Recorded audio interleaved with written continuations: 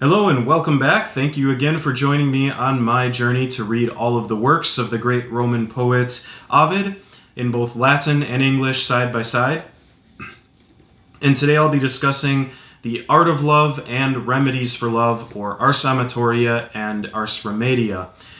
These works, rightly, are considered the pinnacle of Ovid's amatory cycle, both chronologically and in content, because they synthesize, distill, and pack densely into shorter works all of the things going on in Amores and Heroides. And though I did greatly enjoy those, I have to concede the greatest of these works to me is, or are, the Ars Amatoria and Ars Remedia. And even though I would specifically say that Ars Remedia, for me, Remedies for Love, is right up there with my favorite essay of all time now, which is To Study Philosophy is to Learn to Die by Michel de Montaigne. I consider these two essays, for their depth of insight into human psychology, just ones that can really change you if you take the time to read them. And I did.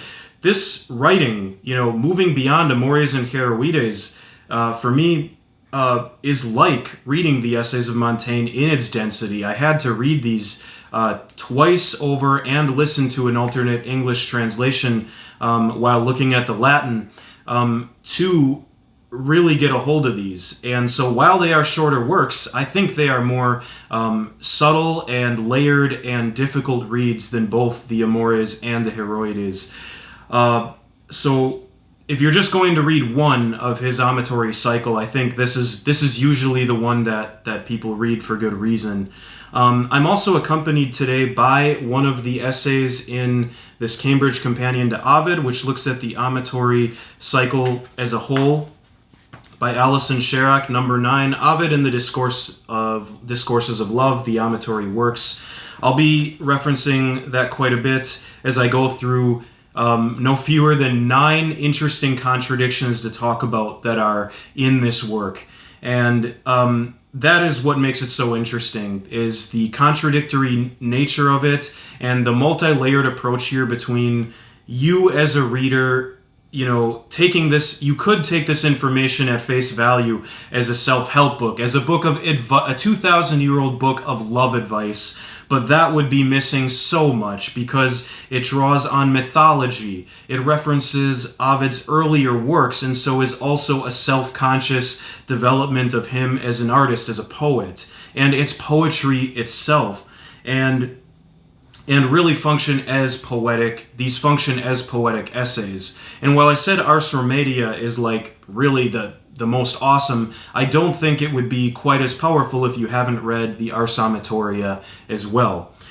So it's really, I think, best to take these as a whole. And with that, I will move on to just right away. We're looking at a contradiction of revealing a work of poetry that's revealing the private life into the public realm. And so this starts even with the Amores, as Alison Sherrock notices. People have been asking since Ovid's own day, is Corina real? The Corina of the Amores, the object of Ovid's desire. Or is the beloved of elegy, not only in Ovid's works, but in other Roman poets' works, the manifestation of poetry itself rather than a real woman? Now, there's other speculation. Was Corina actually a real one of Ovid's lovers? Was she even Ovid's first wife, which ended in an early divorce, at a young age sort of thing? There's all kinds of speculation about Corina. But I really like this idea, this interpretation of reading her as a manifestation of poetry itself. And this idea, too, have all the love poems acted as Ovid's technical training and mastery. I was thinking about this. And that's the great thing about this article, is it brought up all the things I was thinking about and connected to them and more. But thinking about Ovid's technical training and mastery being sort of developed through his obsessive and exhaustive approach to love and passion, while himself perhaps being detached from it. We don't know, was Ovid actually this sort of vagabond, sort of, sleeping with all these women or having he was married 3 times, and so often involved, in what should have been a faithful relationship, or was he taking a detached approach to this whole thing and writing about love in a way to perfect his art without actually being attached to the theme? Because the more we get into Ars Amatori and Ars Remedia, he is coming out here and saying that he is trying to obtain mastery over love. But I'm getting ahead of myself. So not only do we have a contradiction here of making what should be private public, we're also having a contradiction of speaking sincerely about insincerity or deceptive practices. I'll say this in my own words, that Ovid's developing an art, which is really another way of saying developing love as a science, an art full of deceptive practices, plainly spoken and revealed to all. It's like this. I've thought about this for a long time with the idea of self-help books, or like these books sort of like the 50 Laws of Power, or even like going back as far as Sun Tzu's The Art of War. When you make these books of advice of like secret arts public, well, they're no longer secret. And then what's the logical conclusion of everybody employing these sorts of arts? Or even take this with something like totally fictitious, like, this idea of manifestation. Like just by thinking something, you can manifest it into reality. Well, if everyone does that, what is the result of that? If everyone manifests great riches into their life, well, we're going to have no resources left in the entire globe. Or maybe that's already happening. I don't know. So, if we look at contradictions here of the public versus privacy, sincerity versus insincerity, we have Ovid's trajectory to become a master within all of this. A master of love, and he states this in pretty much the opening to all 3 parts of the Ars Amatoria and the opening to Ars Remedia. Just reading those 4 chapters, the intro chapters of all of these books, give you an idea of a sort of trajectory happening here too. So in the first one, we have him speaking of vengeance, that the more that Cupid has struck the heart of the poet Ovid, the more vengeance he will take. He is speaking here of vengeance, which is going to be important in the opening to Ars Remedia, 4 books later. And then he opens book 2 with a tale of Daedalus and Icarus. Yeah, the first time that Ovid lays out his version of the tale of Daedalus and Icarus is and the wings and flying too close to the sun and all that is not in the Metamorphoses. It is in Ars Amatoria, book 2, the opening. And this was the point. I was a little underwhelmed by book 1. I'm not going to lie, and thinking, oh, maybe this is just one of Ovid's works I'm going to have to get through, but it goes up from there. And here it's actually, I think, important to kind of say what the structure of this is, which I probably should have done sooner. But book 1 is advice to men about how to basically catch a woman, how to get a woman. Book 2 is advice to men of how to keep a woman. Book 3 is advice to women of how to get a man, and how to play a man, and how to play multiple men, actually. And of course, the remedies for love is how to overcome love, like heartbreak, or how to become out of love with somebody whose love is doing you harm, sort of thing. So, anyway, to look at the trajectory again. In the opening of number 1, we have Ovid speaking of becoming a master and taking vengeance against love. In number 2, we have the tale of Daedalus and Icarus, now not told as a warning of of what happens to Icarus flying too close to the sun. That's actually not how Ovid's using it here at all, as a tale of of hubris, of trying to rise above too high. It's not about that at all. That's not how Ovid's using it. It's about Daedalus using wings to escape the island of the king of Crete, because the king of Crete is keeping him basically captive there after building the labyrinth for the Minotaur. And Ovid sees himself as the king of Crete, trying to keep Daedalus from flying away. And then, of course, love flying away. If Daedalus and Icarus are the emblems of love here, them flying too close, it's like somebody's going to get hurt if Ovid does not find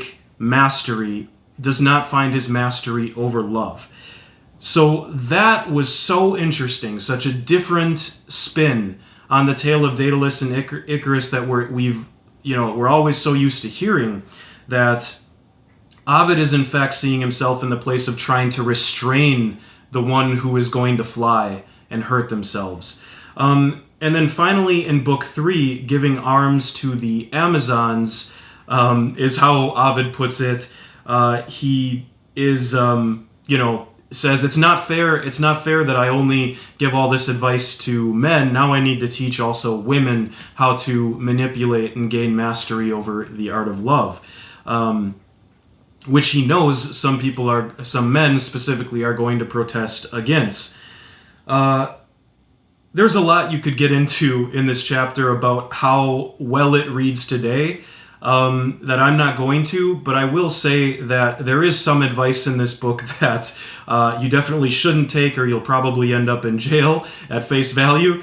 And there's also some advice in this book that each reader is going to have to decide for themselves how true they think this is about human psychology. And there are some things you might think, that's kind of true, even if I wouldn't say that out loud, because it would be wrong. But again, that's up to each reader to decide for themselves which things those are and which advice is bad and how to apply that. Love is a dangerous thing to play around with, which is another very interesting contradiction of this book, that Ovid seeks to gain mastery over something that is quite dangerous. He's quite literally playing with fire here. And some would argue that this is the work that gets him exiled. Although we don't know that for certain, I don't believe.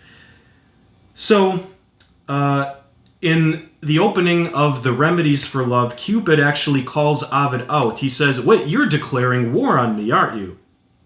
Well, Ovid denies it, though he said in the opening Book 1 of the Ars Remedia that his vengeance would be great against Cupid for being struck so hard. And so Ovid here uses deception against Cupid himself, displaying a lot of the trickery and the manipulative tactics that he's laying out as a science of love, as an art of love in his own work. And he still plays by Cupid's rules. He's still writing in elegiac couplets. So we have here a contradiction where all is fair in love and war, and yet there are rules to love. Both things are true, somehow. And we move on now to another one that I mentioned, another contradiction I mentioned of choice versus passion in love. This I mentioned more in connection with Medea, and Ovid's sort of obsession with Medea that is shown throughout his work in this one as well. He mentions Medea quite a few times, and this is one thing I will note, that if you're reading these Loeb Classical Library translations, the translations are quite literal. So sometimes Ovid will for example, call Medea the daughter of Chosis, or the island that she's from, or Chrysos. I can't remember the name of the island exactly, but he'll refer to her as like the lady of, in one word, the lady of this island instead of Medea. Or she'll, and this is so frequent in Latin and Greek poetry, or they'll refer to people as the son of whoever, Atreides, right? Talking about Agamemnon, or sometimes even places. They'll refer to like Egypt as the place of the capital, and and name the capital of Egypt and of the ancient capital instead of saying Egypt, right? So you have to be kind of aware and use Google and maybe use multiple translations sometimes to figure out what names who you should actually be thinking of. And in this case, he mentions Medea in a section where he's saying in the Remedies for Love that you should never rely on witchcraft or spells to get you out of love, and is really, I think, a plainly spoken sort of counter to love. And in a way, he is making war on being ruled by the passions. There is a sort of spiritual enlightenment that we come to in the Remedies for Love, which is why I place it so highly next to study philosophy is to learn to die by Montaigne, because there is this sort of examining love and passion and all of the ways you can manipulate it within your own mind to find something better, to reach something greater. As Ovid wants to, as a poet, as an artist, as we would hope that every human being wants to be able to transcend impulses and passions as they grow older and mature to a degree, right? Shouldn't be a controversial statement, I'd hope. But in the art of love, back to the, love these digressions, right? Wouldn't be Mike Reads the World without it. We get to this contradiction of choice versus passion, demopoon, pilis, paedra. Ovid mentions in this work a bunch of the Heroides, and that'll lead me kind of to the next contradiction, but 153, got to find this here, Ovid instructs the reader, just in the first book alone, choose someone to whom you alone can say, you please me. In the first book, he tells you to choose that your love, the object of your passion, is not going to fall from the sky. It is someone that you're going to have to go out and choose. What a paradox, in this essay here, you're saying. It's like the conflict between love as a conscious, rational choice, therefore insincere, and as an irrational, overwhelming emotion. A contrast which informs the Ars Amatoria in particular. But I think, as I mentioned while reading the Amores, that's very present in the Amores in Ovid's earlier works, or his revised work, which may have been done around the same time as the Ars Amatoria. So that's really fascinating. And so to continue this idea of the women of the Heroides expressing oftentimes their love in ways that are self-destructive to themselves. They in some cases off themselves for the men they love, and that's this torment versus the torment that they suffered versus the fame that they never otherwise would have gained. Ovid even remarks that if these women had not been tormented by love, had listened to his advice, they wouldn't have ended up dying, or they wouldn't have ended up, Medea wouldn't have ended up murdering her children if she'd been able to listen to Ovid's love advice. But then, and this is kind of unspoken, then they wouldn't have been such inspiring works to Ovid's poetry, would they? There would have been no need to write about them. There would be no need for the elegiac couplet. There would be no need for the amatory works of poetry that mark all of Latin poetry, really, up to this point, apart from the epics. You have your epics and you have the elegiac love poetry. And so... again, there's no real resolution to this. Do poets sing because there is torment, or are they tormented because they sing? I don't know. But we have the fake it till you make it contradiction in here as well. I loved this one. In the Remedies for Love, Ovid discusses how one can, if you are in the throes of heartbreak or whatever, you can simply act as if, even though you suffer, you can act as if this person who torments you is indifferent. You are indifferent to them. And by doing this, in fact, they might even come back to you, but here you have to hold back, sort of thing. It's like, and he says, many times I've laughed at somebody who, pretending to love somebody, actually ended up loving them. And again, is this sincere or not? Is faking something until you become it a sincere way to do it? In many ways, Ovid is doing this. He's saying that you have to do this. He's saying you have to choose the person you love, not... And he demonstrates this even in his own career. But again, I'm getting ahead of myself. But no, I'm just going to jump right to this, because the elegy arc of Ovid was not to... Cupid showed up and struck him with an arrow. He had no choice in this. And yet... So he begins with the elegiac couplet, and then he starts finding some different women, but none that are named, and then he comes to Carina and makes her the object of most of his poems. She's pretty much the only named lover besides her maidservant, which Ovid says, probably don't get involved with your lover's maidservants. He directly contradicts, he says don't do basically what the narrator of the Amoris did, and he says that he's telling you this by experience. The Ars Amatoria and the Ars Remedia are works built from experience, not by the muse. They're not inspired by the gods. Really?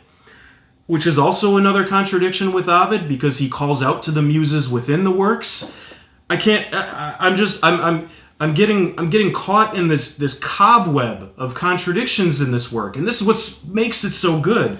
And then you also have beauty preferences, right? Ovid talks about advice for how women should present themselves. What is more beautiful in a woman? How can she attract men more? And then yet at other times is saying that barbarian women and women of all different types of complexions and heights and whatever were good enough for the ancient heroes, so why shouldn't they be good enough for us? So he even contradicts his own idea of giving advice or because it's in one sense he's writing this for the upper classes, but then in another he's not. There's one part where there's some parts of the Ars Remedia and Ars Amatoria where you can tell he's definitely addressing this snooty upper class that has some very biased preferences for what beauty is and how people should be. But then other times he says, I didn't start out that. He says that he was a poor lover. He says that he did not have gifts to give, but he had to be smart about how he gave those gifts, and he had to even sometimes lie about where he got them. And he's, of course, talking about the narrator that we read in the Amoris. And he says that I'm not speaking to the rich here in one part of the Ars Amatoria. I'm speaking to you, the poor, who, like me, will not have the ability to give these grand gifts and just buy your lover. So even though Ovid did come from an upper middle class family, from a rural area, I imagine that at one point when he went to Rome, he was not somebody that had a lot of means. And in fact, his family, his father, we know, and he says, was kind of frugal. They didn't live to the utmost extent of their means, and so Ovid wasn't showing up in Rome with a whole retinue of a whole arsenal of wealth to throw around. Is the idea that we get from the stuff he writes in this. Of course, it's all speculation. I'm just speculating, just like in the wonderful speculative biography, Young Ovid, which I discussed in the last video. And so we also have here, I wanted to continue with this idea of is this work speaking to the upper classes of Rome, to the poor, to both? Because in some places it seems like it's definitely speaking to one, and then other is explicitly speaking to the other. We also have a tension in the Ars Amatoria and Ars Remedia between culture and civilization. And this goes back all the way to Ovid. There's one fascinating part, and I believe it's in book 2 of the Ars Amatoria, where he's talking about the Rome of today as a new golden age. because we are obsessed with gold. And he's talking like literally here, which is an even more interesting play on words, because as he's going to write in the Metamorphoses, there was an actual golden age which predates the current gods, right? But he's using this as not only kind of a little bit of a play on words with this, but also a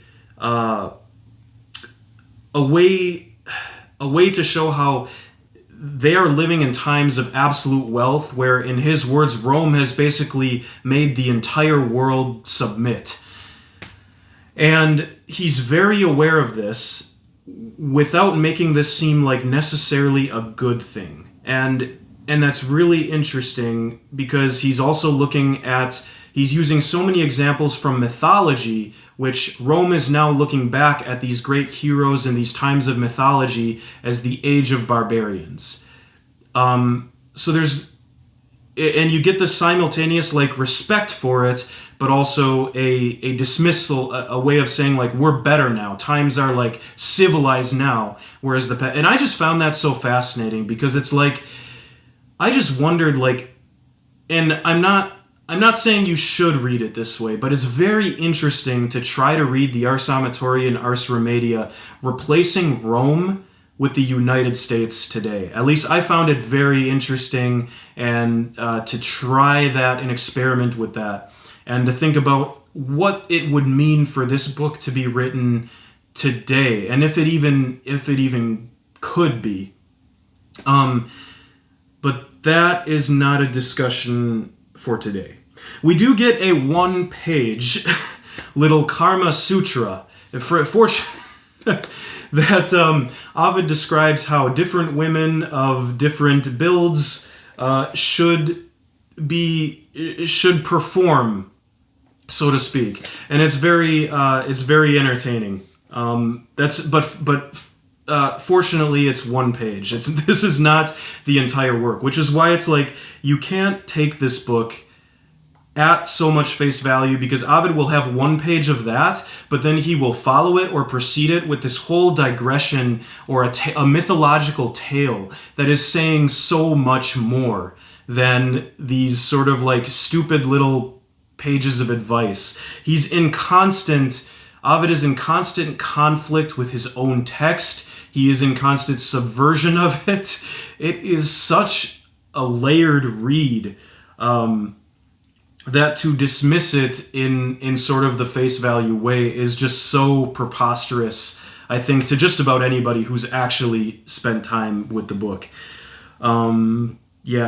So we're getting towards the end here. I mean, another contradiction here is satire versus sincere. Is this satire, or is it a sincere? I kind of just talked about that. But really the final one I wanted to mention here, which this essay also I think says better than I'm going to, is this realistic or just literary? Certainly it is literary, for the Ars Amatoria is nearly as much obsessed with its own metapoetics as it is with Eros. Yeah. The worldly wise teacher, his naive pupil, and the universal subject matter make this the most realistic of love poems. And yet to many people the idea that love is a skill which can be taught is also a patent absurdity. It is a joke on the rhetoric of knowledge, and yet love is presented from the very start as precisely a matter of knowledge. But love keeps fighting back, and like Daedalus, will not keep still while the professor tries to beat it into shape and present it for us as a study pack. The reader cannot really learn how to control love, but he might learn love's discourses. Cum dare non possem munera uerbe dabam. When I couldn't give gifts, I gave words. From Ars Amatoria 2, line 166. I can't say it better than that. So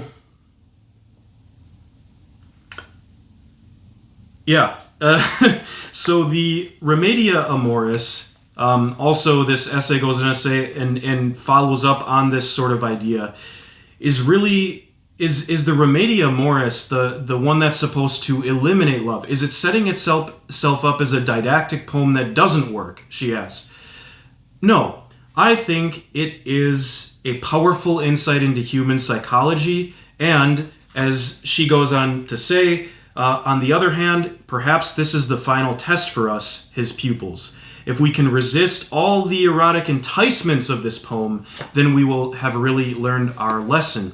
And I think Ovid's trajectory as a poet into the epic, into the metamorphoses, understanding that his study in love and passion was actually a study of life itself. In fact, I think this can be even better summed up as when Ovid, in I forget which book of the Ars Remedia it is, but he follows a description of basically saying to a man, so if you've broken your mistress's heart and this is how you come back to her, this is how you make her love you again.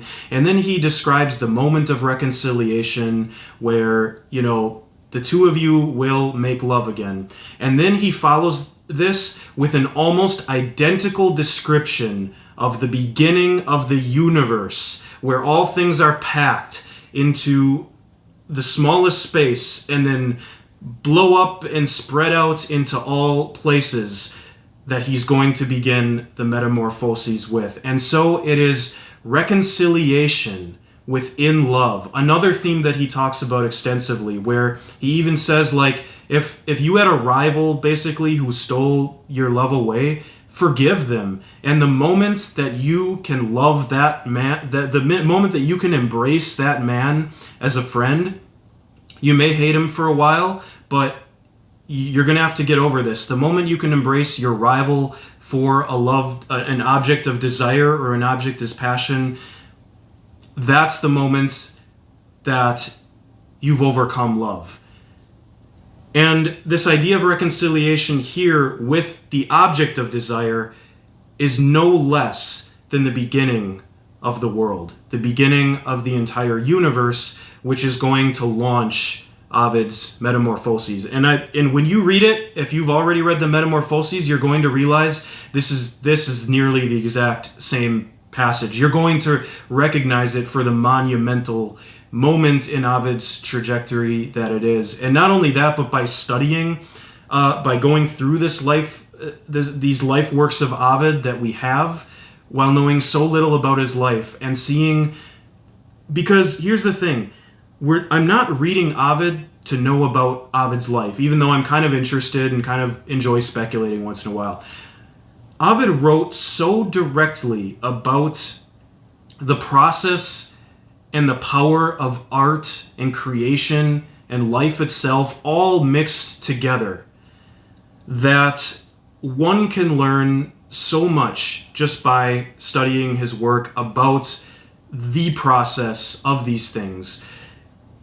It's a very self-conscious and self-aware process of creation, but of course working with all the raw materials of impulse. Like Ovid said, he made into a science what was once impulse with love. And so, it's so fascinating. The Ars Remedia and Ars Remedia have pretty much cemented this project as something that I feel was so worth doing.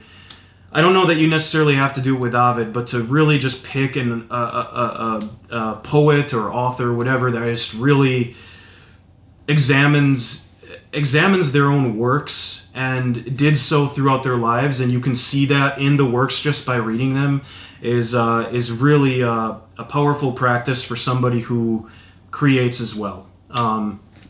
I can speak for myself. So, yeah, there was something else in another essay here that I wanted to mention. In number 5,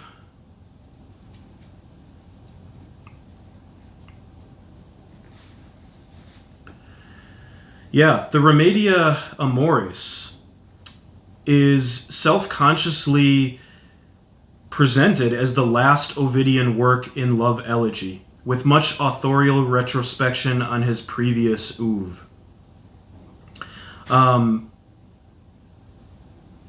And Ovid, in fact, claims that Ovid has done for elegy what Virgil did for hexameter verse.